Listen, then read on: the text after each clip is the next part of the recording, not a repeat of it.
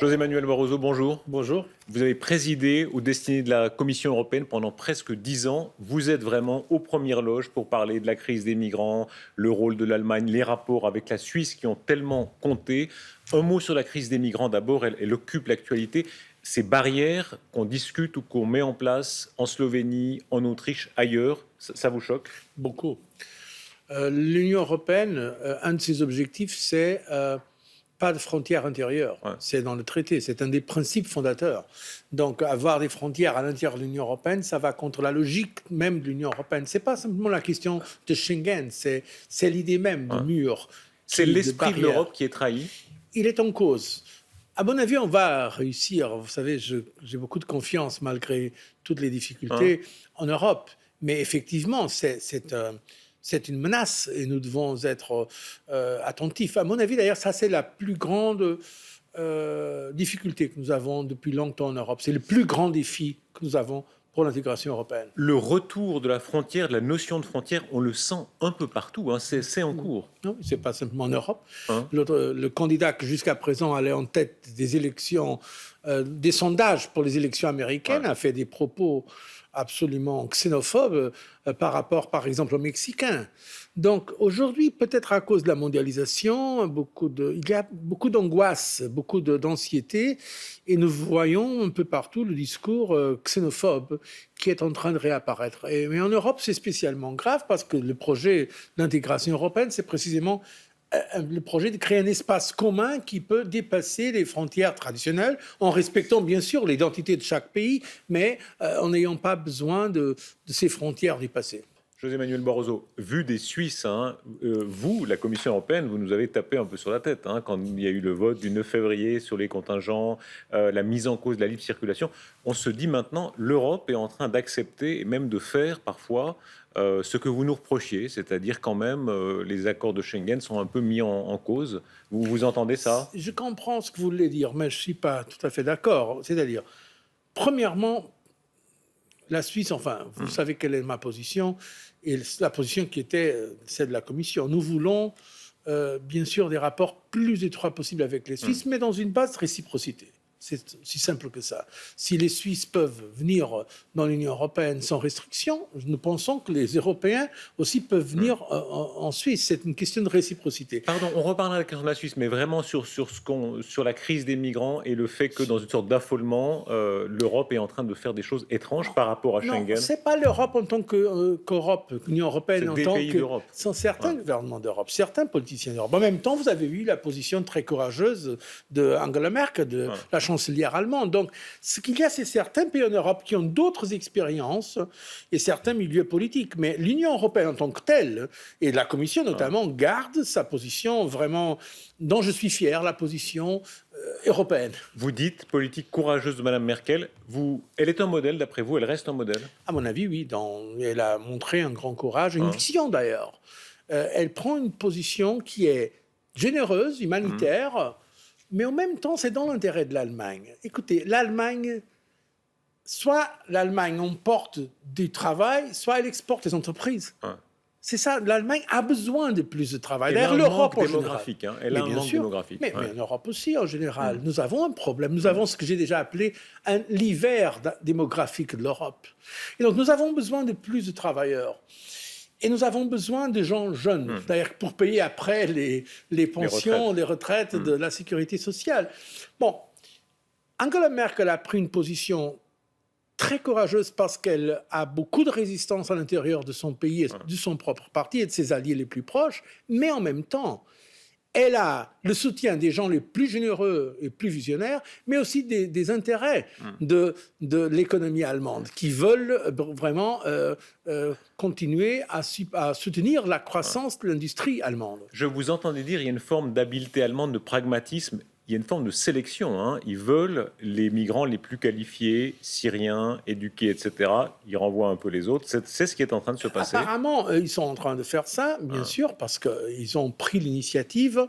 Je n'ai pas des données très concrètes là-dessus, mais c'est vrai que l'Allemagne a d'ailleurs un excellent système, comme la Suisse d'ailleurs, d'apprentissage. Et donc l'idée du gouvernement allemand, n'est pas de laisser ces immigrés venir créer un nouveau ghetto. Ça serait terrible pour l'Allemagne et pour l'Europe en général. Il faut qu'on puisse intégrer ces jeunes gens, dont la plupart c'est des jeunes gens, et qu'on puisse leur apprendre nos langues européennes et les intégrer pour donner leur contribution aussi à notre croissance. Vous entendez le ressentiment contre l'Allemagne de plusieurs pays, les Hongrois notamment, qui disent « Ah, mais voilà, pour leurs intérêts, ils font venir des gens. Encore une fois, c'est une forme d'impérialisme allemand en Europe qui veut imposer ses intérêts. Ce n'est pas du tout un impérialisme allemand. Au contraire, comme j'ai dit, ça peut coïncider avec leur intérêt à long terme, mais c'est une forme pour l'Allemagne, qui d'ailleurs a le passé que nous connaissons, notamment sur la période nazie, de montrer qu'elle est généreuse et accueillante. Moi, je trouve que c'est vraiment un message extraordinaire de voir l'ancien aéroport de Hitler, Tempelhof, maintenant utilisé pour accueillir les Syriens.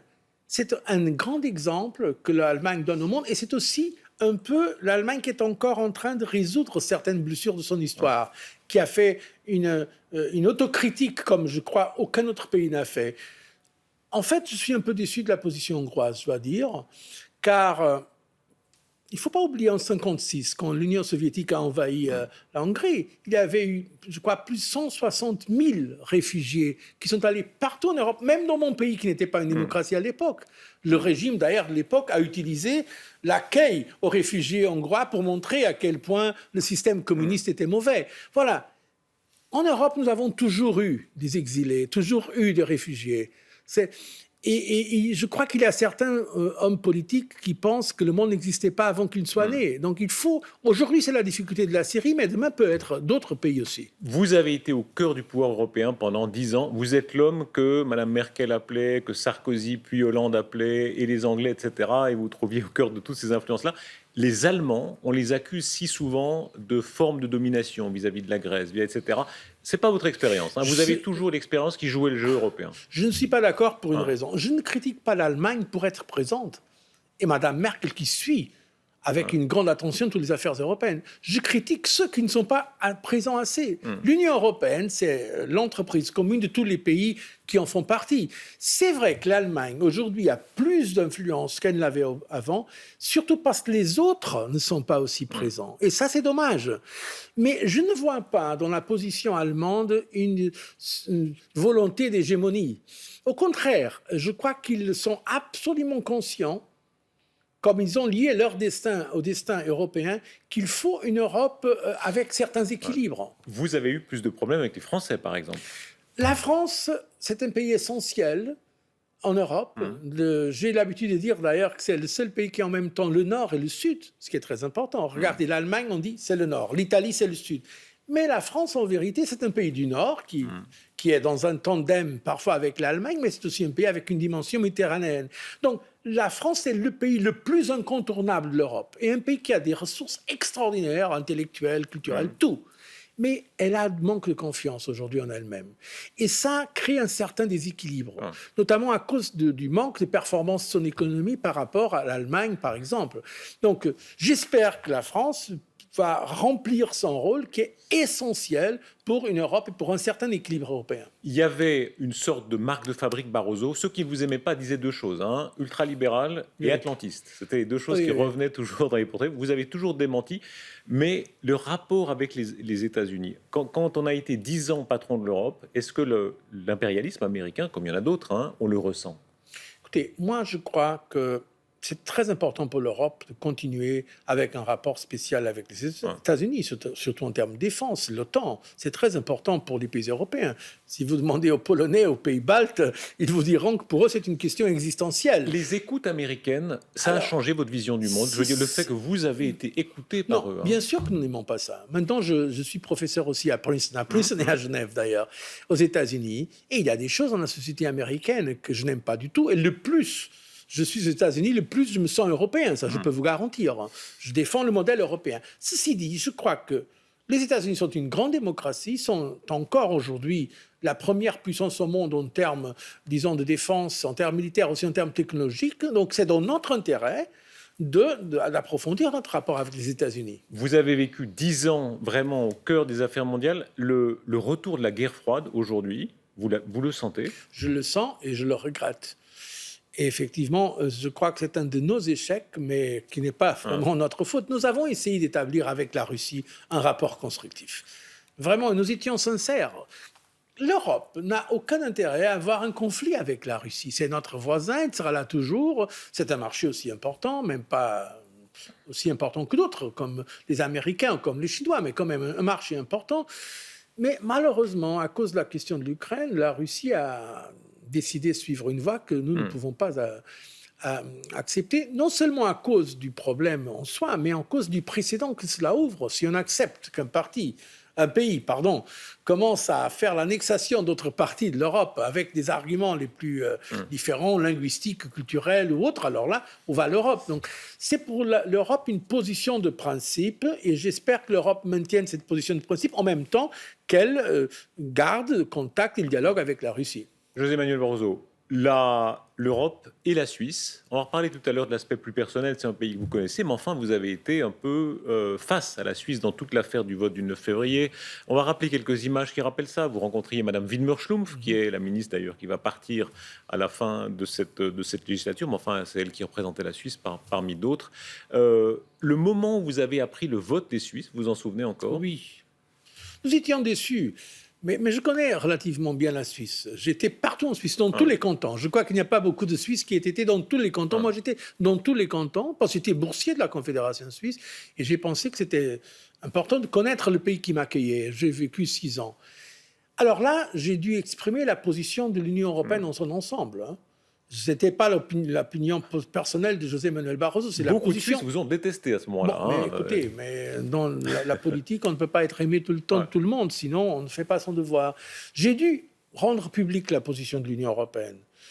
Mais en même temps, j'ai essayé de travailler. Par exemple, moi, j'ai fait tous les efforts pour éviter qu'il y ait l'interruption des programmes de recherche dans le programme qu'on appelle Horizon 2020. Et la Suisse, aujourd'hui, elle continue à participer, les universités suisses. Donc, j'ai fait le maximum pour appuyer la Suisse, mais là, il y a une position que les États membres de l'Union européenne ne peuvent pas accepter. Sortir de l'impasse, ça peut être quoi? Vous savez, plusieurs idées existent en Suisse. Revoter exactement sur le même objet, revoter une fois sur l'ensemble des relations bilatérales entre les deux puissances. Qu'est-ce que sera la solution? Écoutez, moi, je ne suis plus en fonction, mais en tout cas, beaucoup de gens me regardent toujours en pensant que c'est la Commission ou l'Union européenne. Donc, je crois que pour le moment, je ne peux pas vous dire exactement quelle sera la solution. Moi, j'y pense, j'y travaille discrètement avec des amis suisses et avec des amis de l'Union européenne. Je crois qu'on devrait trouver une solution.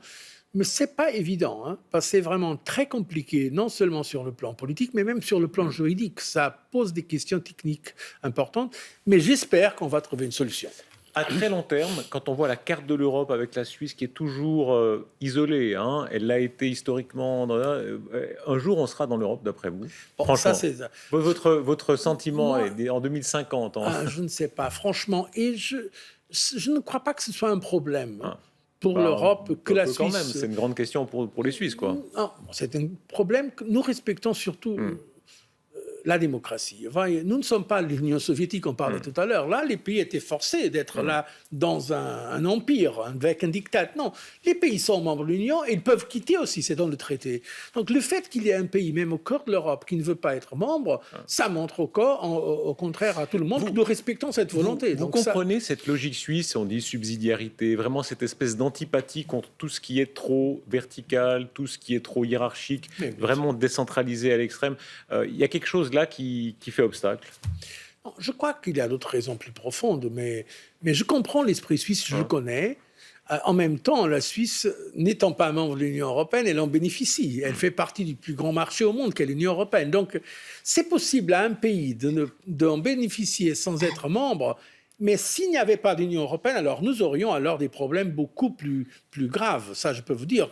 Et comment est-ce qu'on pourrait compter dans le monde face à des puissances comme les États-Unis, la Chine? Même les plus grands pays de l'Union européenne, à eux seuls, n'ont pas la dimension, la masse critique nécessaire pour faire face à ces géants. Donc nous avons besoin d'une Union européenne qui, en quelque sorte, représente l'Europe et que l'Europe est présente lorsqu'il y a la discussion sur l'avenir du monde. José Manuel Barroso, vous avez été au cœur des choses pendant 10 ans. On va rappeler quelques images, quelques rencontres avec des personnalités. Alors, on parlait de Madame Widmer-Schlumpf. Angela Merkel, c'est évidemment le rôle pivot en Europe. Vous êtes proche d'elle, hein, c'est une Oui, personne que vous estimez beaucoup. Il y a une maîtrise chez elle qui vous fascine. moi, j'aime beaucoup Angela Merkel. Je la connaissais bien avant qu'elle soit chancelière. D'ailleurs, c'est une des personnes qui m'a encouragé. Elle était à l'époque leader de l'opposition en Allemagne. Elle m'a encouragé à devenir président de la Commission. Et c'est une femme d'une grande rigueur, Elle aime le détail et elle investit du temps, de l'énergie, intellectuellement en Europe. J'aimerais que tous les chefs du gouvernement fassent le même. C'est pas toujours le cas. Non. C'est quoi? Ceux qui viennent mal préparés, il y en a. Oui, bien sûr. Et ça, c'est la question. C'est que l'Europe, qui est présentée par certains de nos politiciens en Europe comme quelque chose d'étranger. C'est à Bruxelles. Mais attention, à Bruxelles, ce sont les gouvernements qui prennent des décisions. La Commission fait des propositions, mais qui prend les décisions? C'est parfois avec le Parlement européen, mais c'est les gouvernements qui prennent les décisions. Et Merkel, elle est une leader nationale, mais qui a consacré énormément de temps et d'énergie aux questions européennes, et donc je ne peux que m'en féliciter. Vous entendez ceux qui disent Mme Merkel, elle voit seulement le lendemain, elle ne voit pas beaucoup plus loin. Ah, Kohl, ah, Mitterrand, ah, etc. Delors, c'était la grande époque, maintenant, c'est plus le cas. Qu'est-ce que vous dites à cela? Écoutez, moi, j'étais très jeune ministre des Affaires étrangères, et j'ai participé au Conseil européen à ce moment-là, en 92, quand l'Europe, nous étions seulement 12 États membres de la communauté européenne. J'ai travaillé j'ai eu l'honneur d'être dans beaucoup de réunions avec Mitterrand, avec Kohl, avec Delors, avec beaucoup d'autres. Aujourd'hui, il y a une idéalisation du passé. Aujourd'hui, l'Europe, elle compte plus qu'avant. L'Europe à 28 est beaucoup plus respectée dans le monde que l'Europe des 12. Ça, je peux vous garantir, parce que maintenant, nous avons vraiment une dimension continentale. Ceci dit, je crois qu'Angela Merkel, ce sera un de ces leaders qui restera dans l'histoire de l'Europe. Je le pense franchement. Vladimir Poutine, vous avez été face à lui, c'était difficile parfois, hein. Il y a eu des moments assez difficiles, c'était un rapport de force. Oui. Poutine a été le leader en dehors de l'Europe que j'ai rencontré le plus souvent. Parce qu'à l'époque, nous avions au moins 2 sommets avec la Russie par an. On s'est rencontrés au G8, au G20, tout ça. C'est, à mon avis, quelqu'un qui est le produit du ressentiment russe par rapport à la perte du statut, n'est-ce pas, de l'Union soviétique, qui était quand même un des 2 grands pouvoirs au monde. Aujourd'hui, la Russie n'a pas ce pouvoir. Mais la Russie a des forces de défense très importantes, donc c'est une puissance militaire très importante. Et Poutine, malheureusement, je crois, pour la Russie surtout, mais aussi pour nous, au lieu de choisir la voie de la modernisation pour revenir une des grandes puissances au monde, il a choisi la voie de cette confrontation. Et ça, je le regrette franchement.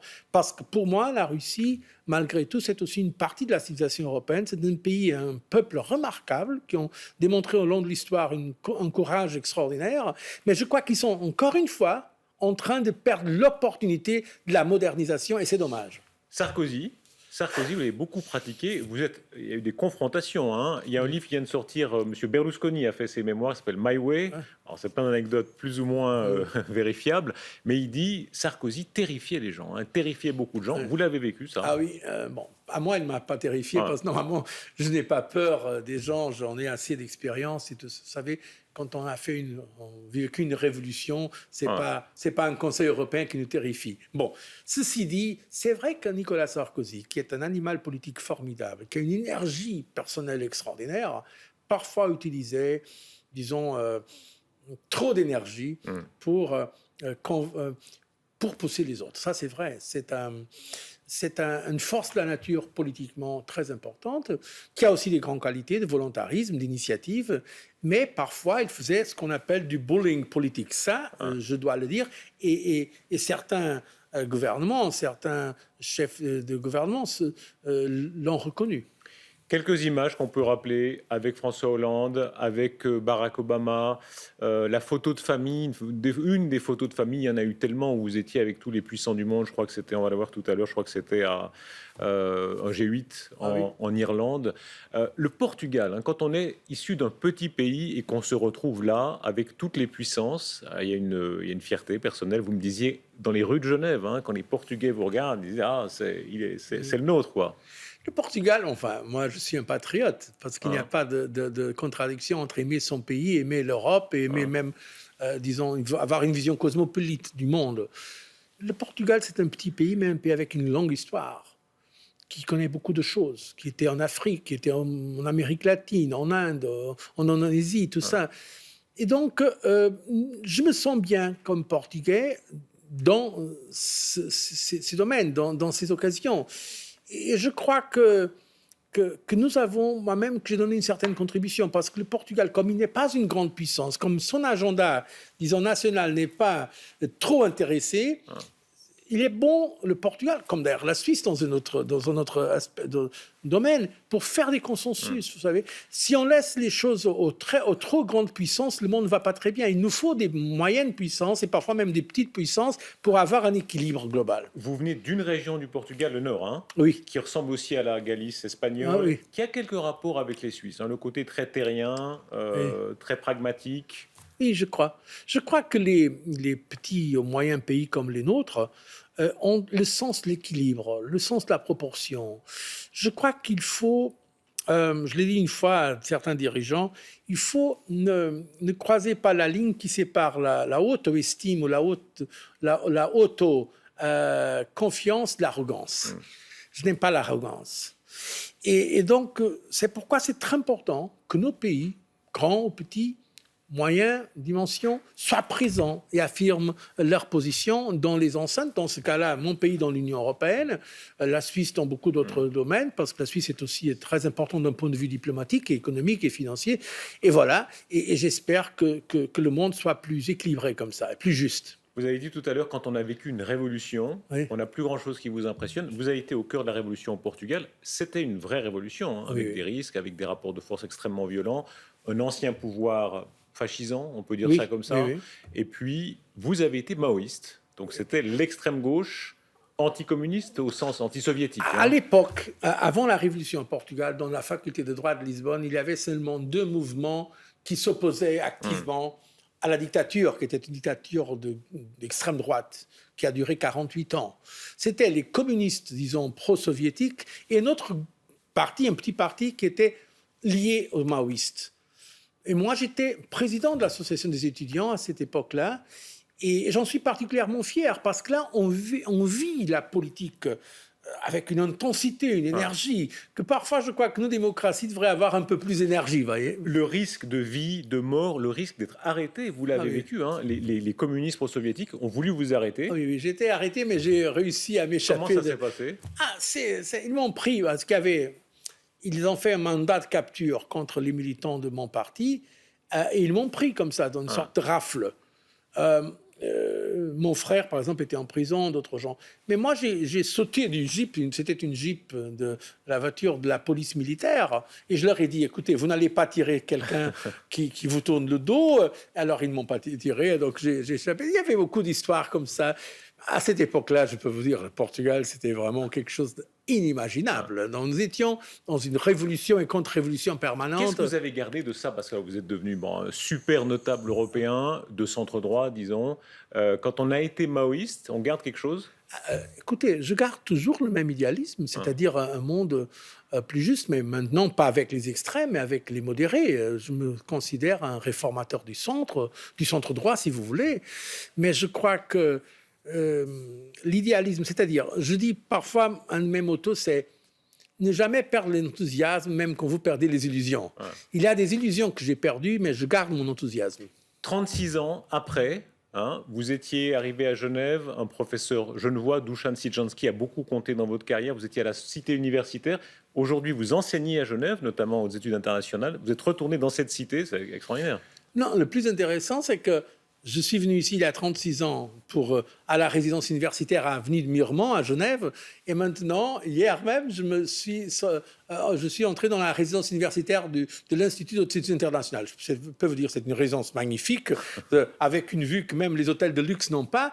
Mais quand même, je trouve intéressant, 36 ans après, de revenir dans une résidence universitaire. Et ça me fait plaisir. Merci, José Manuel Barroso. Merci à vous.